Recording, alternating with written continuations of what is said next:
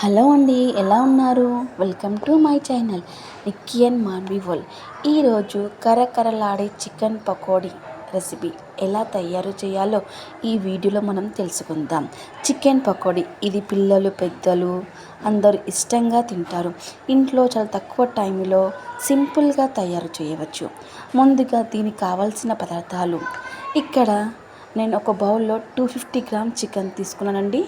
Boneless are normal chicken తీసుకోవచ్చు మీరు. ముందుగా దాన్ని 2-3 సార్లు బాగా కడిగి తర్వాత నీళ్ళు లేకుండా ఒక జల్లెలో పెట్టుకోవాలి. అలా జల్లెడ పెట్టడం వల్ల చికెన్కి మసాలా అనేది చికెన్కి చాలా మంచిగా పట్టుకుంటుంది. తర్వాత ఒక టేబుల్ స్పూన్ కారం, అర టేబుల్ స్పూన్ పసుపు, తగినంత ఉప్పు,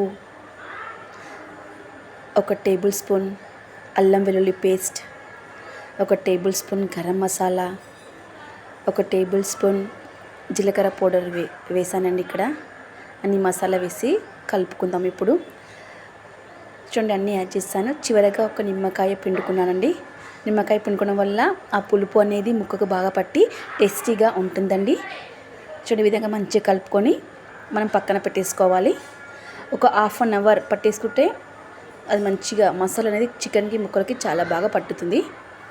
చూడండి ఏ విధంగా కలుపుకుంటున్నాను. ఆ విధంగా కలుపుకొని కొద్దిసేపు నేను ఇక్కడ ఒక 30 నిమిషాలండి పక్కన పెట్టేసుకున్నాను. అన్నీ పెట్టేసుకొని 30 నిమిషాల తర్వాత చూసినప్పుడు మసాలా ముక్కకి చాలా బాగా పట్టిందని చూడండి ఎలా ఉందో.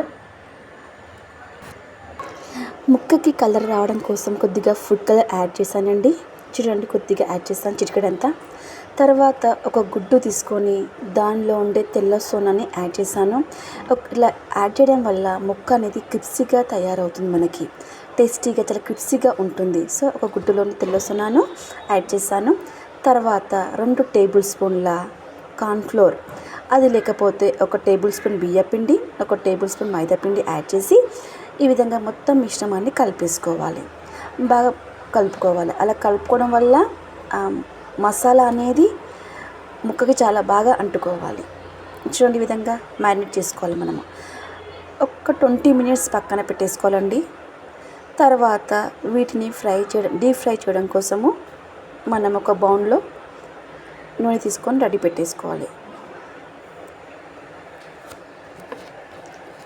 చూడండి ఒక 20 మినిట్స్ పక్కన పెట్టేసుకున్నాను నేను.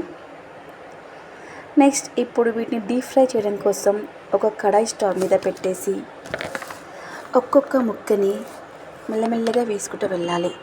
అన్నీ ఒకేసారి ఎక్కువగా వేయొద్దు. అలా వేస్తే ఒక్కటిగా కట్టుకొని క్రిప్సీగా తయారవ్వవు. సో నెమ్మదిగా ఒక్కొక్కటి వేయాలి. చిన్న సెగ మీద చికెన్ ముక్కలు బంగారు రంగులోకి వచ్చేంత వరకు తిప్పుతూ వేయించాలి. బయటి భాగం కరకరలాడేటట్టు, లోపల మెత్తగా ఉండేటట్లు చూసుకోవాలి. ఇది పూర్తవడానికి వేయించడానికి ఒక 10 మినిట్స్ పడుతుందండి. తర్వాత మన ఎంతో టేస్టీగా క్రిప్సీగా ఉండే చికెన్ పకోడా రెడీ.